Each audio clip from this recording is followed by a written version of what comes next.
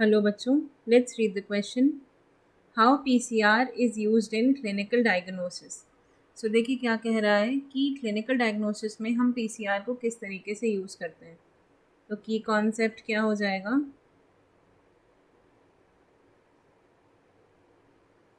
PCR which is the polymerase chain reaction.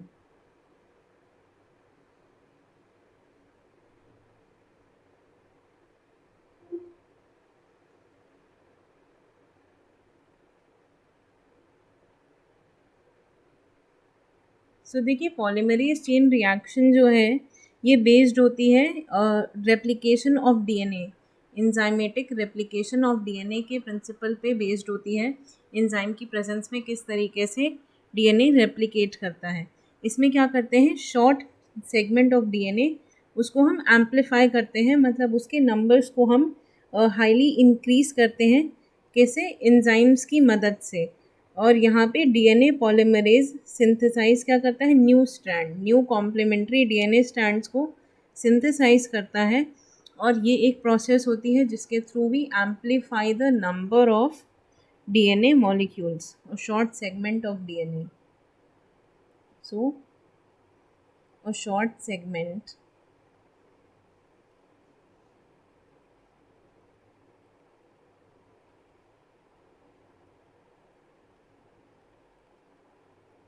is amplified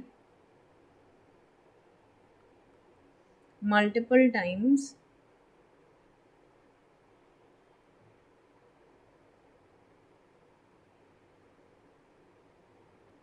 with the help of primer mediated enzymes. With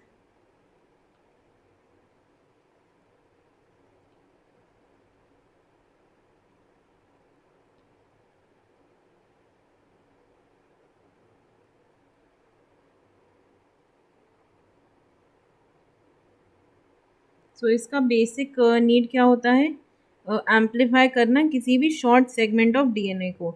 इसमें देखिए तीन processes होते हैं, denaturation, annealing और elongation. So there are three processes, denaturation,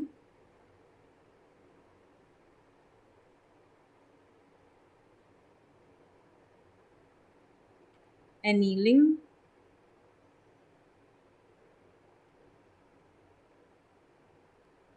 और elongation. ये तीन main steps होते हैं पीसीआर के। डिनेचुरेशन में क्या होता है, वो जो मिक्सचर हमें मिला होता है उसको हम क्या करते हैं, हीट करते हैं ताकि वो डिनेचुरेट हो जाए, और जो सिंगल स्ट्रैंड बनते हैं डिनेचुरेशन से वो टेम्पलेट की तरह एक्ट करते हैं न्यू स्ट्रैंड्स के प्रोडक्शन के लिए। इसके बाद एनीलिंग में क्या होता है, टेम्परेचर जो है वो थोड़ा सा कम कर देते हैं। यहाँ पे प्राइमर्स जो हैं वो टेम्पलेट डीएनएस को बाइंड कर लेते हैं। और यहाँ पे क्या करते हैं, ये स्टार्टिंग पॉइंट की तरह काम करते हैं किसके लिए, सिंथेसिस ऑफ डीएनए में। और ये अपोजिट डायरेक्शन में रन करते हैं और क्या बनाते हैं, फॉरवर्ड प्राइमर और रिवर्स प्राइमर। इसके बाद इलोंगेशन वाले स्टेप में यहाँ पे कंप्लीट डीएनए जो है वो फॉर्म होता है। टैग पॉलीमरेज की मदद से ये क्या करता है, अटैच करता है डीएनए को सिंगल स्ट्रैंड में, और पूरा एक डबल स्ट्रैंडेड डीएनए को फॉर्म करता है। इसके बाद हम ये जो अपना थ्री स्टेप्स हैं इनको 20-30 बार रिपीट करते हैं, जिससे कि हमें जितने नंबर ऑफ इंटरेस्ट डीएनए चाहिए वो हमें मिल जाए। तो यहाँ पे इस पीसीआर की प्रोसेस की जब हम यहाँ क्लिनिकल डायग्नोसिस में एप्लीकेशन की बात करते हैं, तो क्लिनिकल डायग्नोसिस के अंदर अभी देखिए हमने बात की कि हम इस टेक्निक की मदद से एक शॉर्ट स्ट्रैंड ऑफ डीएनए को किस तरीके से एम्पलीफाई कर सकते हैं। तो यहाँ पे ये यूज़ होता है to detect infections and genetic diseases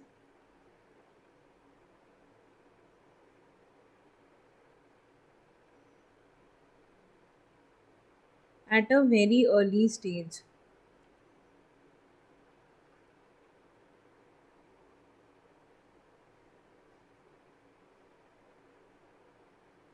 When there is amount of pathogen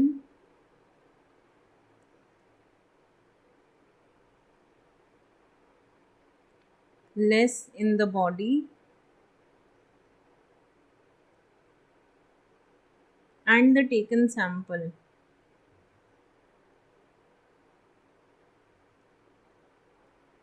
जब बिल्कुल शुरुआत होती है इन्फेक्शन की, जब बॉडी में जो अमाउंट ऑफ दैट पैथोजन है वो कम होता है, और बॉडी में कम होगा तो ऑब्वियसली जो ब्लड, म्यूकस, सलाइवा या जो भी हमने इसमें सैंपल ले रखा है उसमें भी इसका अमाउंट जो है वो कम होगा। तो जब ये कम अमाउंट में पैथोजन प्रेजेंट होता है तब हम ये पीसीआर टेस्ट को रेकमेंड करते हैं, जिसमें it is amplification of pathogen is done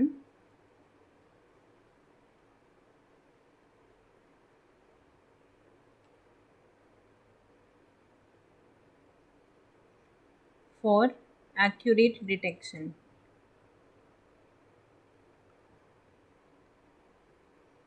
देखिए, जो डीएनए वायरसेस होते हैं, जिनका रेप्लिकेशन मतलब डीएनए के ओर से होता है, पॉइंट ऑफ व्यू से, उनका ये डायरेक्ट डिटेक्शन हो जाता है पीसीआर से।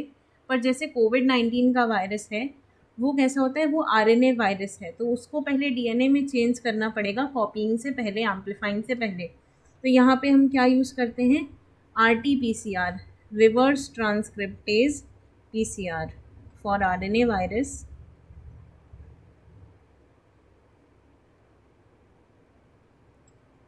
विच इज़ द कोविड-19 वायरस भी था हमारा, वो RNA virus. RT-PCR is use, reverse transcriptase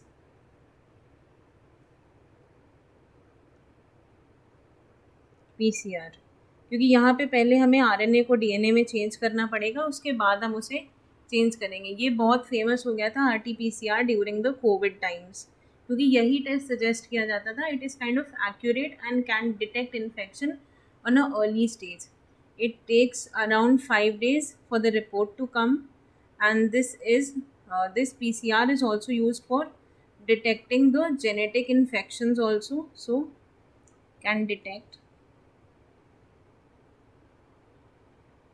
genetic infections also, genetic disorders.